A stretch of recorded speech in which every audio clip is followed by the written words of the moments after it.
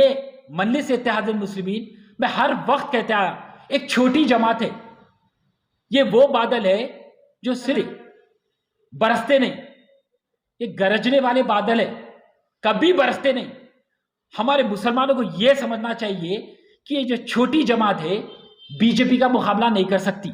और मजलिस इत्तेहादुल मुस्लिमीन के शेर मिल्लत अकबरुद्दीन ओवैसी ने एक वक्त कहा था कि हम लाल दरवाजे को हरा कर देंगे। शेर, कहाँ हैं आप तो लाल दरवाजे को हरा नहीं कर सके, मगर बीजेपी आके चार मीनार को लाल करके चले गए और आप देखते रहे। दूसरी जगह मस्जिद को तामीर करेंगे। बंडी संजय, तुम बीजेपी के सदर है क्या है? तुम्हारे हिदायत पर वो सारे पोस्टर लगे और वो पोस्टरों पे क्या था? चार मीनार के ऊपर वो मनूस बीजेपी का झंडा गड़ा हुआ। आप हर जगह इस्तेमाल करें वो तस्वीर।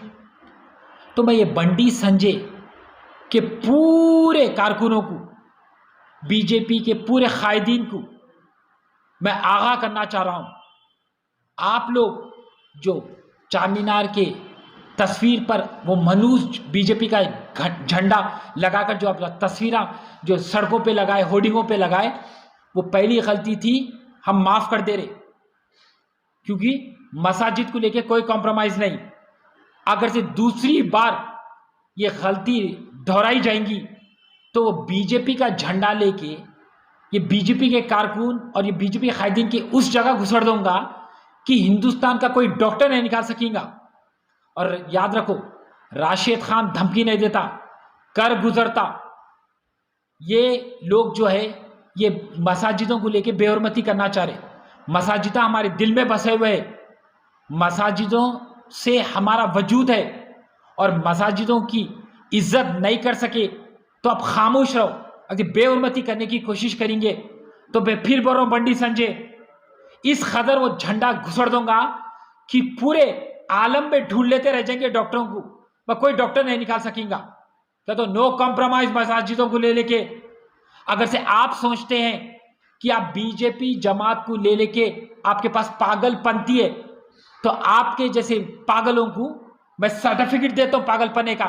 तो सोचो मैं कितना पागल हूं। फिर ये पागल हूं, इस्लाम का पागल हूं, मसाजिद का पागल हूं, मेरे कौम का पागल हूं, मेरे कांग्रेस जमात का पागल हूं। ये पागल से मुकाबला मत करो। आपका जो मोहब्बत है आपकी बीजेपी जमात को लेके अपने पास रखो और दस्तूर के दायरे में रह के हर चीज को अंजाम दो। अगर आप दस्तूर के दायरे में रह के नहीं देंगे, फिर मेरे पागलपंथी का फिर आप मुजाहरा जब देखेंगे तो आपकी रूह फना हो जाएगी, समझे? राशिद साहब 2-4 दिन पहले बोलते थे बीजेपी की चार मीनार के पास मीटिंग हुई थी। इस मीटिंग के बारे में आप कुछ बोलना चाहेंगे? बहुत सुर्खियों में आई थी वो मीटिंग। तो बीजेपी की जो मीटिंग थी वो प्रजा संग्राम यात्रा वो मुनक़िद की गई थी चार मीनार के दामन में। देखिए, हिंदुस्तान हमारा दस्तूर इजाज़त देता और बीजेपी एक सियासती जमात है और ये सबका इख्तियार है कि कहीं भी वो जलसा मुनक़िद कर सकते और पदयात्रा का आगाज़ कर सकते। मेरा सवाल मजलिस इत्तेहादुल मुस्लिमीन के सदर असदुद्दीन ओवैसी से कि आप हर वक्त जलसों में कहते आ रहे हैं कि अमित शाह तो सरजमीन हैदराबाद में आके तो दिखा, योगी तू आके तो दिखा। अमित शाह भी आ गया, योगी भी आके चलेगा। अब पूरी बीजेपी की जमात चार मीनार के दामन में इतना बड़ा इजलास तलब करी और वो इजलास कामयाब हुआ। और मजलिस इत्तेहादुल मुस्लिमीन के शेर मिल्लत अकबरुद्दीन ओवैसी ने एक वक्त कहा था कि हम लाल दरवाजे को हरा कर देंगे। शेर, कहाँ हैं आप तो लाल दरवाजे को हरा नहीं कर सके, मगर बीजेपी आके चार मीनार को लाल करके चले गए और आप देखते रहे। तो ये मजलिस इत्तेहादुल मुस्लिमीन में हर वक्त कहता है एक छोटी जमात है। ये वो बादल है जो सिर्फ बरसते नहीं, ये गरजने वाले बादल है, कभी बरसते नहीं। हमारे मुसलमानों को यह समझना चाहिए कि ये जो छोटी जमात है बीजेपी का मुकाबला नहीं कर सकती। ये खाली मजहब को इस्तेमाल करके हिंदू मुसलमान के बीच में इंतशार पैदा करके फायदा कमाना चाहती है जमात। अगर से बीजेपी का वाकई में कोई मुकाबला कर सकती है तो कांग्रेस जमात नेशनल पार्टी है और पलटा के बीजेपी को रोक भी सकती है और पलटा के जवाब भी दे सकती है। और ये खुसूसी ये प्रजा संग्राम यात्रा के वक्त बीजेपी के बैनर्स लगे, बैनर्स में चार मीनार पे उनका बीजेपी का मनुष्य झंडा गाड़ के वो तस्वीरें बनाए। तो मैं ये बीजेपी के सारे रुकून और कायदीन से कहना चाह रहा हूं कि चार मीनार कोई इमारत नहीं है, चार मीनार हमारी मसाजिद है। ये बार आप वो तस्वीर लगा डाले हम माफ कर देते। मैं याद रखो, मसाजिदों को लेके नो कॉम्प्रोमाइज। अगर से बीजेपी ये गलती दोहराएंगी तो झंडा इस कदर वहां पे डाल दूंगा कि हिंदुस्तान का कोई डॉक्टर नहीं निकाल सकेगा उनके पास से वो झंडा। तो मैं आगाह कर रहा हूं, और राशिद खान धमकी नहीं देता, राशिद खान कर गुजरता है।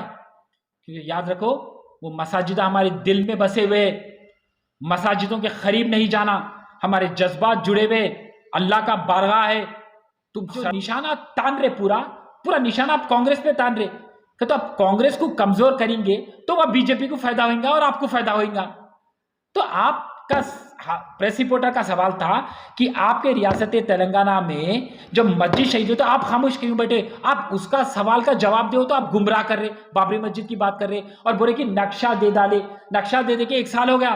तो मेरे मुसलमान भाइयों से मैं ये सवाल पूछना चाह रहा हूं कि 1 साल हो गया इनके शेर नक्शा पेश करके मस्जिद बनी। ये मजलिस इत्तेहादुल मुस्लिमीन अब क्या करना चाह रही? एक हैदराबाद में एक कहावत है, उंगली कटाकर शहीदों में नाम दर्ज करना, वो काम करना चाह रहे असदुद्दीन ओवैसी। तो उनके पास ताकत तो नहीं है मुतालिबा करने का, केसीआर का गिरेबान पकड़ने के लिए उनके पास उतना दम नहीं है।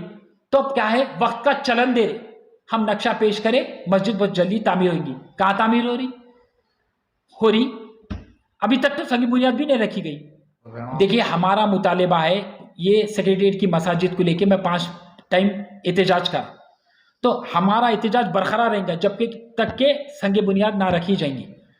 तो केसीआर जल्द से जल्द ये संगे बुनियाद रखना। अब ये नहीं रख रहा क्यों बोले तो मेरे पास एक वजह है जो मैं आपके सामने आपके मीडिया के जरिए से आवाम के दरमियान पेश करना चाह रहा हूं। वो जो केसीआर है, वजीर आला है तेलंगाना का, वास्तु में बहुत मानने वाला है और उसके वास्तु के हिसाब से मसाजिद बीच में आ रही, तो उसका कोई इरादा नहीं है वहां पे संगे बुनियाद रखने का। इसीलिए बोलकर वो मस्जिद को वहां पर शहीद किया गया और उनका इरादा यह है कि मस्जिद को हटाकर दूसरी जगह मस्जिद को तामीर करेंगे।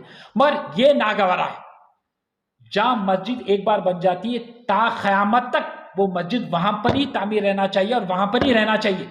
उसको एक जगह से आप दूसरी जगह पर रख नहीं सकते।